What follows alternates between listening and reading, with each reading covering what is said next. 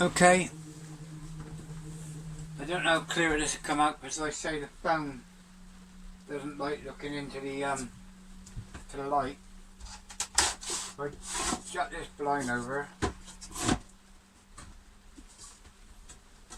won't quite shut it, I'll just shut it so there's a bit of that might help you to be able to see better.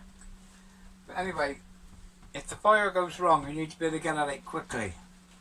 So, top comes off.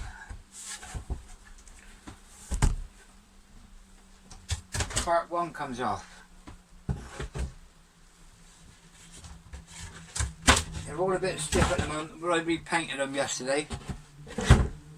So that's access to the fire. In there, hang on, keep them for fuel, don't need them. The fuel can's in there. And let me show you now. See if we can get some light on the subject. The fire's in there. The intake comes in one spot. The outtake comes out here. The breather into the thing is underneath there. It's all sound and tested. That's vented from another place. The fuel tank's here. When I top this up, it's just a matter of put the can on there, tip it upside down and make sure that the whole can's going to go in before you even try topping it up. That's been filled from there down to there last 2 months now. I don't use much. But there you go, she's perfect. When that cladding goes back on there, that's the breather. The air comes in from here through the fire and back up through, so we're getting all nice clean air. I've got the circuit there, and I've got a little cutout switch there. If I put it, you see it all light up. So when I leave the boat for any long periods that I haven't done for months, that goes out and it don't drain my battery.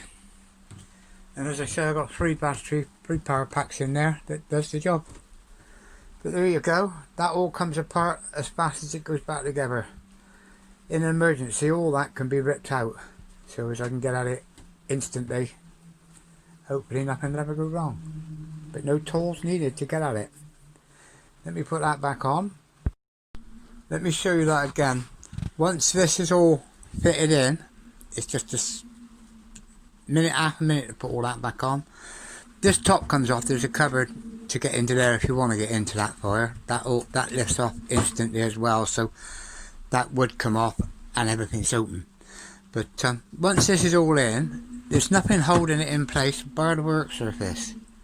The work surface goes across there, round the chimney obviously, and across there, and that holds that in place. Let me put that back on. After I fitted this work surface, a couple of times I had the fire going, and all of a sudden one day there was smoke in here, and I thought, oh, this new chimney is leaking, because that's an open sill there.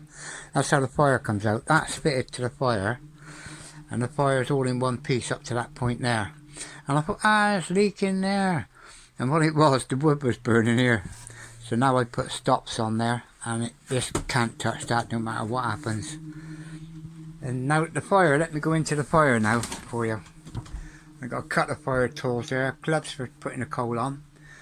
Now this fire's got no venting as such, it's just got a door that's cut off of another thing the same as the gas bottle, and it shuts tight, or you think it does, but there's air goes in the side just enough to make that smoulder. It doesn't burn with a flame unless you open this, and that will adjust, and you can open it, see, or you can open it right up for taking the ashes out. Okay, now it won't shut because the ashes are just going. But what you do, this little piece here that comes up for the nut to catch on comes out and up at an angle. So when you got that pushed down and you tighten it up, right, now you knock that up, and that now, see it? So you tighten it up in the down position, then you knock that up. Now there's just the minutest of air all the way around there. This door is sealed solid. That there, when you shut that, take it from me, that don't just shut this door. If you notice, the door fits there, but here the gap gets bigger, and the angle of that pulls that and actually closes that, crumps it right round. That door is airtight. It's got a seal all the way around. So the only way air can get in there once that fire is going is that little bit there.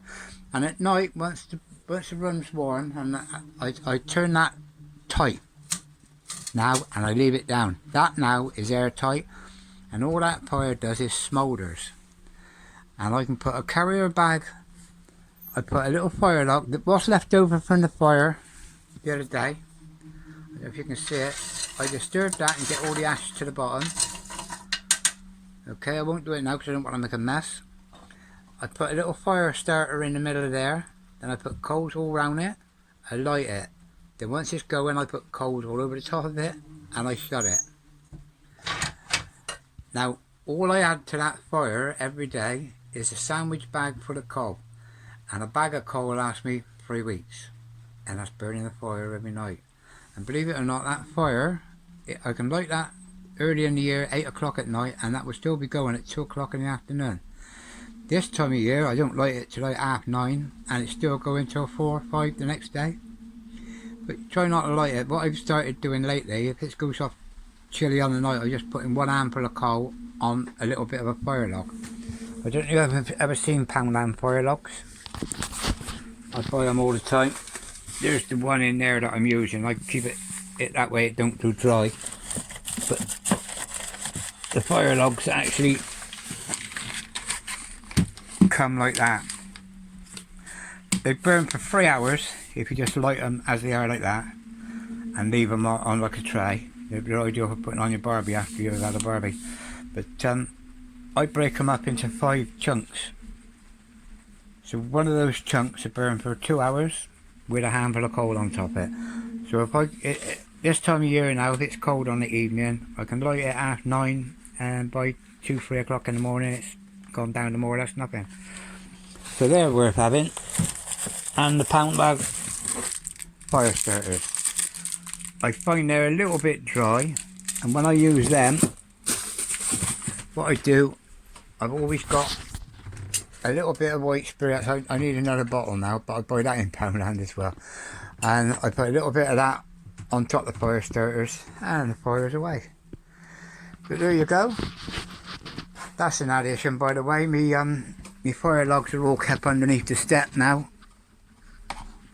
That used to be an open step originally, but now it's all sealed. And that's it. That, by the way, is a bit of carpet left over. It don't normally sit there. As you come in the door now, there's an area there, which is when I sweep the when I clean the fire out, I tend to clean it all out to that side, so the mess goes on that rubber floor. But at the moment I got carpet spare, so I'm just keeping that there. Anyway, folks, I hope you like my boat. I've lived the core bit out on it, and well, I'm living on it now. And life is fantabulous. Got a beautiful engine in it. I'll show you the engine sometime. It's a Kubota. It starts up every time. It runs as sweet as a nut. I'm just using it for a generator at the moment when the tide's in. But other than that,